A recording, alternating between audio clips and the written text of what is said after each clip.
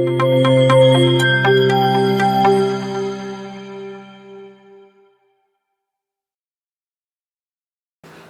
viewers, you're welcome to Top View on EthiopeMedia. My name is Mudiaga Wright Okparamidevi, but guess what?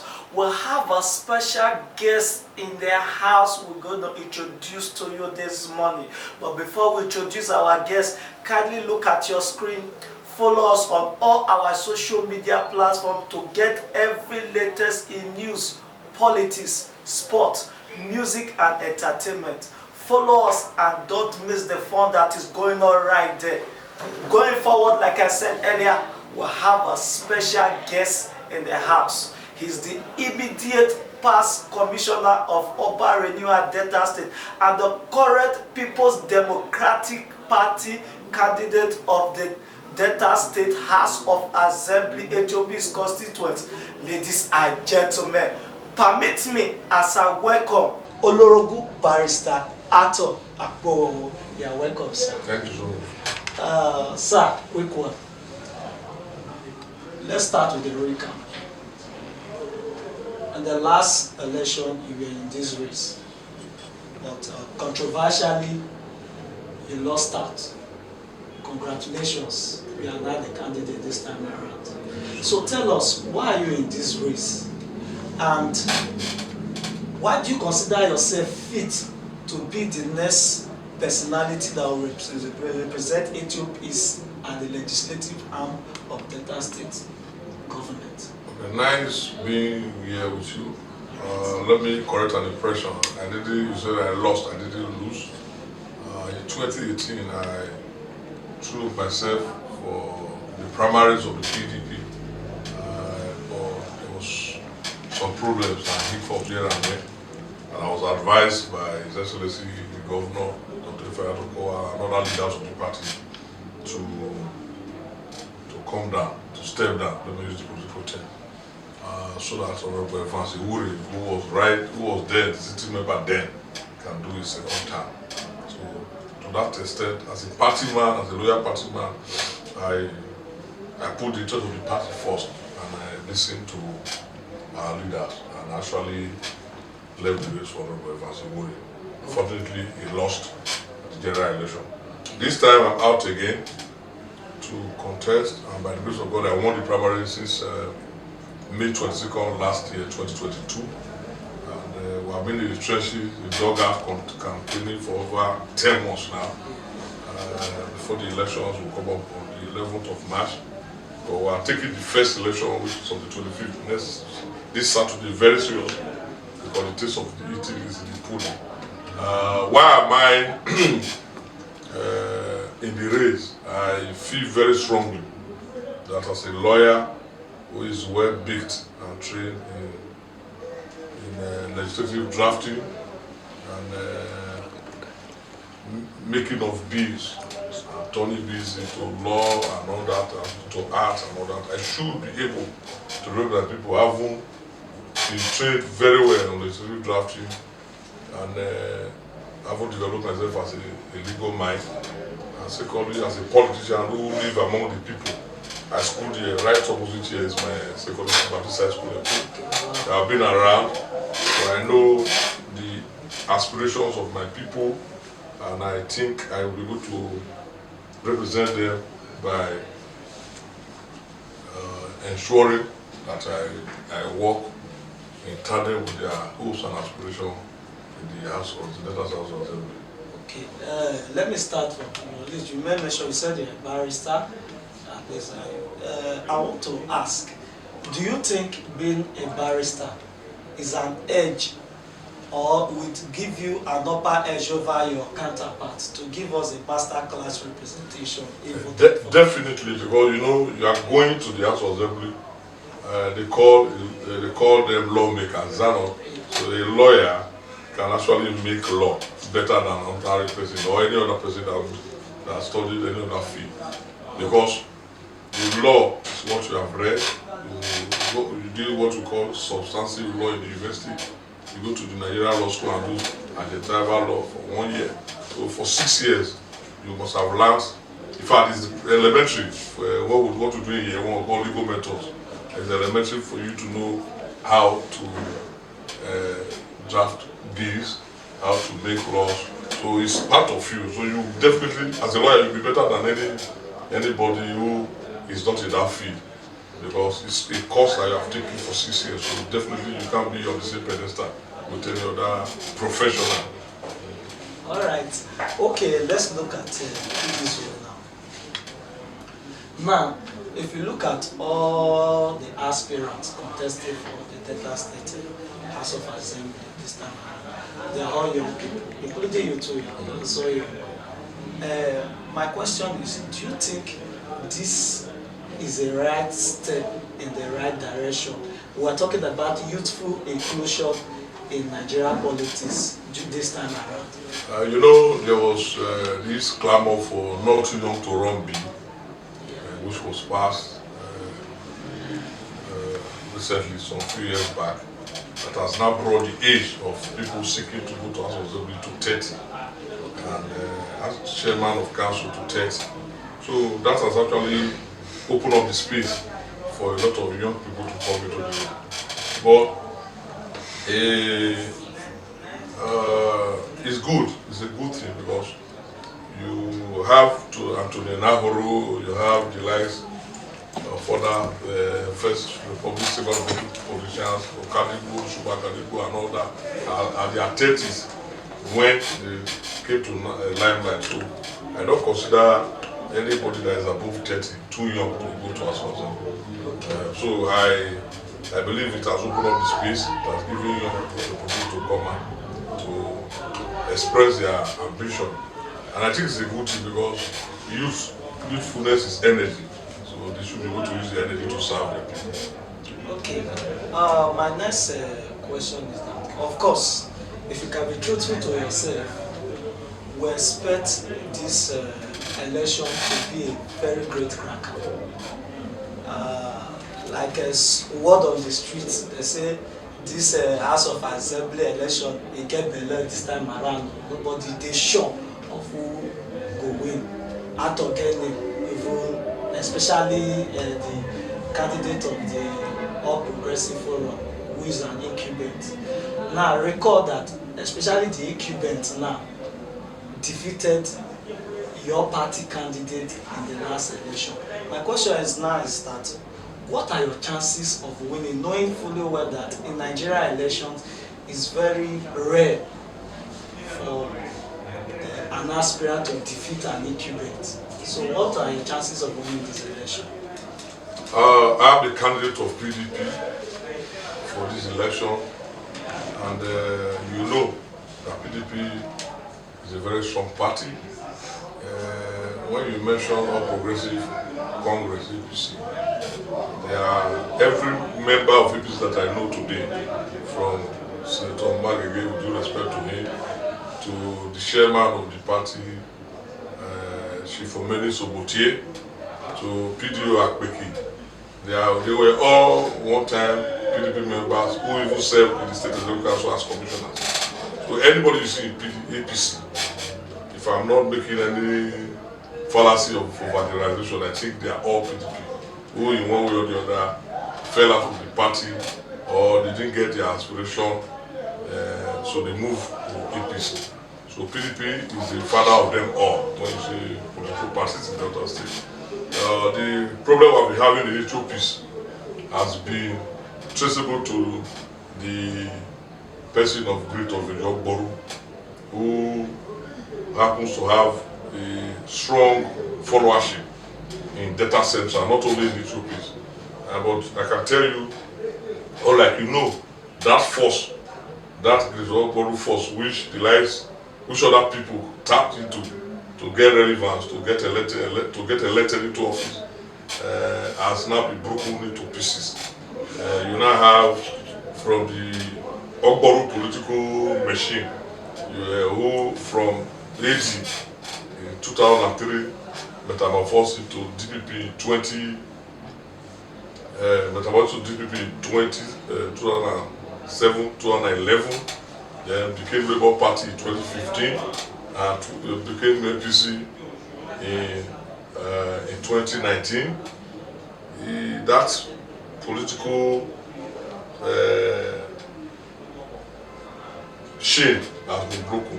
Now, from the Okporo political family, you now have 𝐈𝐼R𝐶. He is now running for 𝐈𝐼R𝐶. You have 𝐒𝐺𝐵 who was with him now in APC. You have some other persons in NNPP and some of them in Labour. But PDP has remained as constant as possible. Now we are winning souls. We are getting people to come to join our party.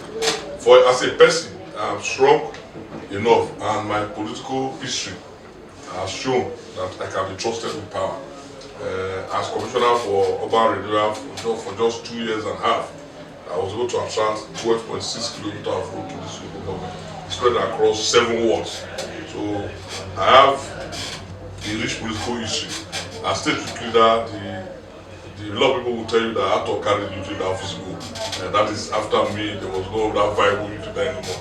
But the truth of the matter is because I'm able to relate to people, build bridges across ethnic and territorial lines. So at the end of the day, I can say for sure, like I tell people, if you are running an election and you have held a position before, you should use what you achieve, your achievements in those positions that you have held to campaign. You don't say, I will. You are, except you are new. Someone like Olorogun and native shouldn't be telling everybody that I will when you elect that person, because he's there for 4 years now. He should be able to campaign with what he has done. I have done this in my 4 years, my first 4 years, in my second 4 years, this is what I will do. So for me, like I said, I have rich political history. I'm accessible to the people. The people know who I am. They know I have capacity to deliver. I have delivered. I don't want to start mentioning what I've done since 2008 that I became prominent in the political space as youth leader of the PDP then. So the people know me and I know them. I can feel their pains. I know what they want. I understand their feeling, and I know every nook and cranny of the government. So I'm sure of winning 𝐾𝐈𝐃𝐍, I know 𝐾𝐈𝐃𝐍. I don't see that as any. Okay. Let me go still on the issue of your major rival. What do you think are his flaws since representing us going to over 4 years, and how do you think you can capitalize on it to have a better performance? What do you mean by my major rival? Who do you think is my major rival? Okay, that is the the candidates are yes, that is why you're major, because of course, at least we can't deceive ourselves in as much that we have regards to everybody who are contesting, but from the feelers, you can be able to predict major rivals. I won't agree with you, because like I mentioned just now, I told you that Chief Great of Ethiope has been the only opposition that we have in this government, and in fact in Delta State. He's the only man who has not been in PDP for any day, has not been in APC. He's always bringing political parties and making them strong, even as small as AD, as small as Labour Party. He used them to win elections. Like I told you, that's what every candidate here won 2015 under Labour. No, the question. And I also wanted to do. So I don't want to believe that one person is a major rival. What the point I'm making is that I have guys in this race, and if Okporo is to have a strong showing, I have got candidate to have a strong showing. There is Labour Party. There is this new wave of obedience everywhere. So we can't write off Labour Party candidates, just like we will not write off the APC candidate. But the truth is, I don't want to talk about his achievement or his flaws or his weaknesses.